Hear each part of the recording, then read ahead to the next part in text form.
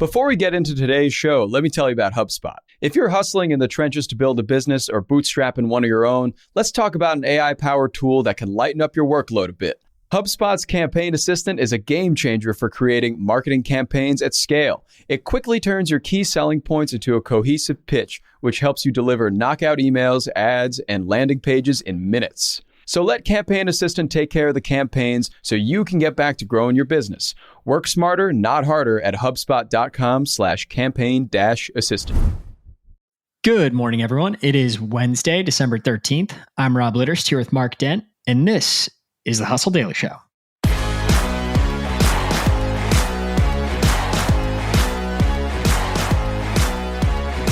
Today, we're going to talk about an historic contract in the world of baseball. Shohei Ohtani inked a deal with the LA Dodgers worth $700 million over 10 years. It's the biggest contract in baseball history and the biggest contract in American sports history.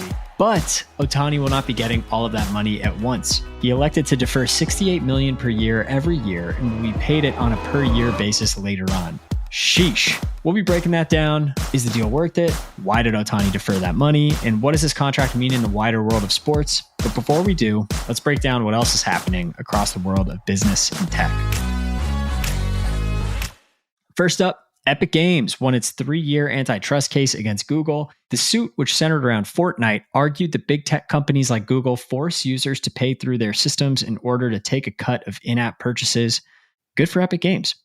Hasbro is cutting 1,100 jobs, nearly 20% of its workforce, amid declining toy sales. It's the second cut for the company after eliminating 800 jobs earlier this year. Mark, anything to say about this? That is an especially brutal layoff news. I feel like the toy company laying people off 2 weeks before Christmas. And it just makes me wonder, Hasbro has been really talking about and positioning itself as having so many revenue streams and its sort of movie universe and all this. Yeah, it's like reverse Disney. Yeah, and so you wonder why that they haven't been better positioned to withstand potentially a softening of toy sales. Mattel had layoffs earlier this year. Granted, that was before Barbie came out, but still. So it's happening in other places throughout the toy industry. You can attribute this to Captain Obvious, but I think kind of the bigger narrative here is that young kids aren't playing with toys as much anymore. They're on Roblox, They're on TikTok, they're on YouTube watching Cocomelon, all that sort of stuff. Super unfortunate, though. It's just Bluey's world now. Yeah. Yep.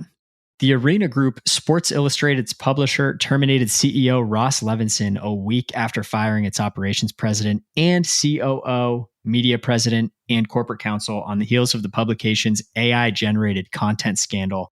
Just a mess right now for Sports Illustrated. And I don't know if you saw that, Mark. I'm sure you did. But I think they're unlucky here because they're one of the first publishers to get caught doing this with AI. And at the end of the day, I think a lot of people are doing it. But Sports Illustrated just has this unbelievable reputation for premium sports journalism. And it's an unfortunate reflection on where the journalism world is at that Sports Illustrated had to create an AI writer. But I guess that's just where we are right now. Many of them. Many. Yeah. Yeah. I mean, you're probably right. But I think that the media companies that are, using artificial intelligence to create kind of BS articles are companies that people don't hold in very high regard. And, I know Gannett, they obviously own some pretty well-known and prestigious media companies, but, nevertheless, it's an embarrassment. It may be the way things are going, but this was an extremely embarrassing situation for a publication that still has a lot of really good, talented people working for it who are humans. More news from Apple. Apple's iOS 17.2 comes with a new journal app that offers topic suggestions based on iPhone activity, such as listening to a podcast or visiting a location on a map. Mark, I'm not going to hold back here. This app sounds terrible. Are you going to use this? I mean, the answer is probably not. It reminds me of maybe just like a slightly less intrusive way of a pop-up showing up on Facebook after I Google something. Yeah. I'm an Apple fan in general. I'm just saying I think this app sounds kind of silly. And now into economics. Last month's U.S. inflation numbers are in, and they are just fine. A slight cooling and a dip in energy costs headlines the report, which leads into today's Federal Reserve decision on interest rates. Most experts now expect the Fed to keep rates steady. Lastly, we've got some news in Candyland. The Mars snacking division, home to M&M's, Skittles, and Starburst, and more, set an ambitious target for the next decade. They're looking to double their current annual revenue, which is $18 billion, to $36 billion. The secret weapon? Its 2017 acquisition of Kind Bars, which is now expanding globally. Mark, where do you stand on Kind Bars? I'm not as much of a fan of Kind bars as I am chewy granola bars. Just give me that cheap, mass-produced, whatever granola. That's what I'm here for. Exactly. All right, Mark, on to our main story today. So Shohei Ohtani signed the biggest contract in baseball and American sports history. I remember seeing this on the bottom line over the weekend and just being astonished at these numbers. 10 years for $700 million. For those that might not have context into Ohtani, this guy is not only possibly the best hitter in baseball, but he's also one of the best pitchers. He's truly a once-in-a-lifetime type talent that kind of harkens back to Babe Ruth, honestly. Mark, where do we even start with this? This is a crazy contract. Can you help put this into perspective?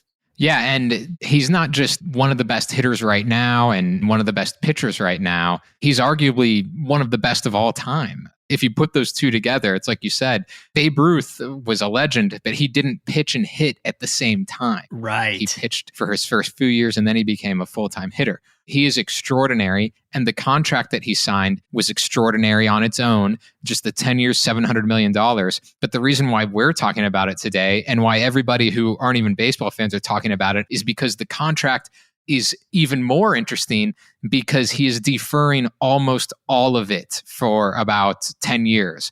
Like you said, it's a 10-year, $700 million deal. So that would mean $70 million a year, except he's going to defer $68 million every year until 2034, when he will be paid $68 million a year as what will basically amount to a retirement annuity. Unbelievable. Yeah. I mean, he's basically creating like the biggest pension of all time. Yeah. Do you have context into why he chose to defer? Well, according to the Wall Street Journal, they got deep into talks with the Dodgers, and Ohtani was also talking to some other teams.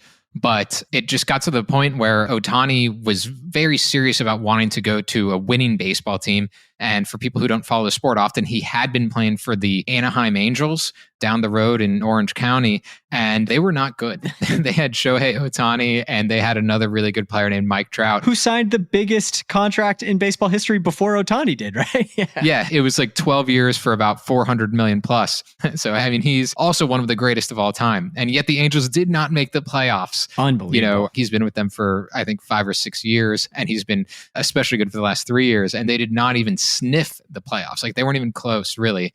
He wanted to be on a team that wins. The Dodgers, they make the playoffs basically every year. They won the World Series 3 years ago. Great franchise. But he didn't want to sabotage the team. Sometimes when athletes, when they sign these huge contracts, the other teams don't have enough money to go around in some cases. And so if Ohtani is only making $2 million a year rather than 70, and for some weird baseball rules that we won't get into, it's actually going to, even though he's making $2 million, it's going to be still costing the Dodgers something like 46 on their payroll every year.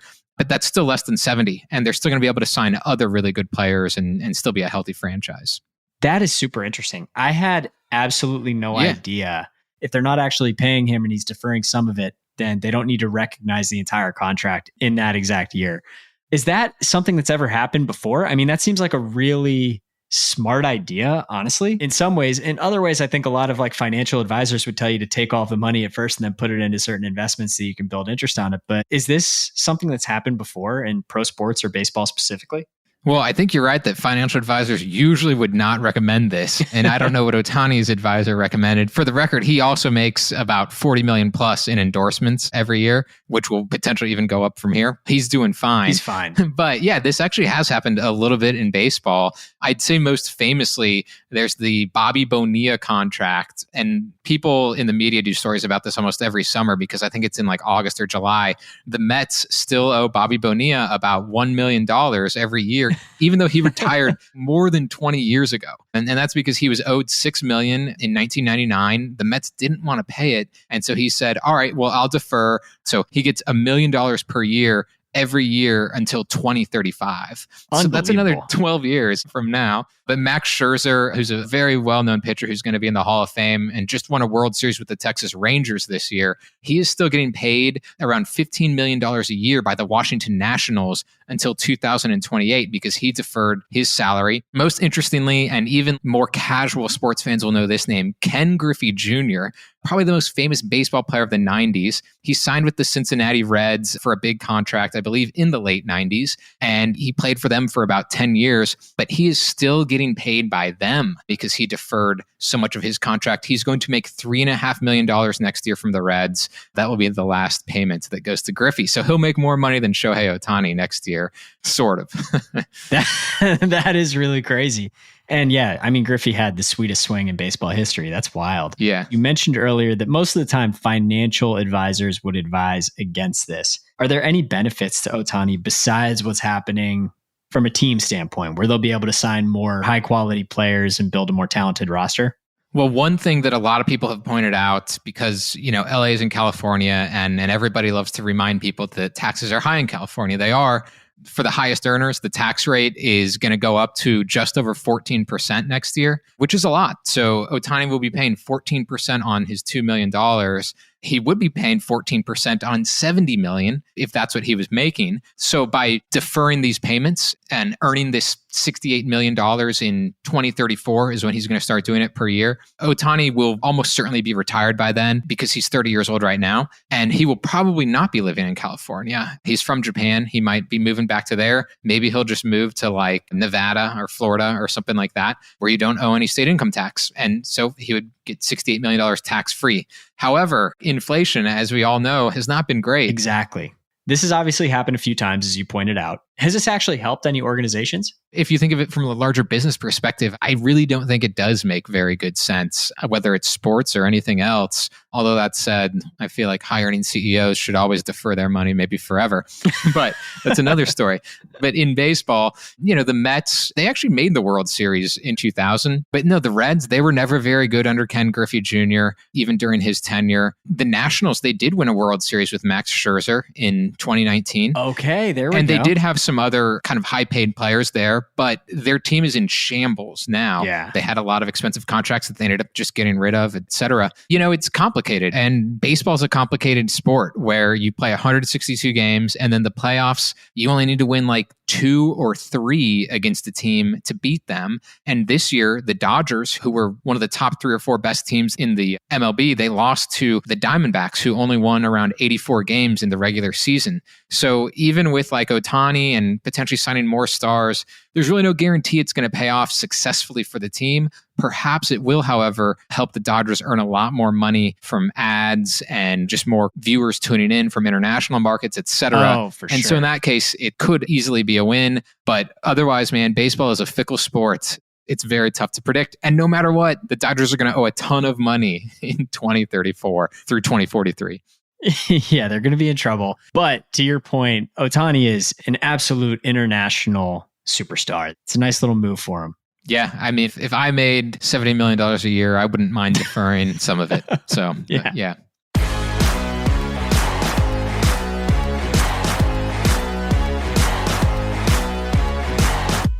All right, that's going to do it for us today. Thank you for tuning in to the Hustle Daily Show. We are a proud part of the HubSpot Podcast Network.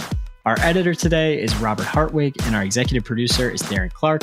We've got a lot more tech and business coverage in our newsletter. If you're not subscribed, go get yourself signed up at thehustle.co/email. Have a terrific Tuesday, and we will see you tomorrow.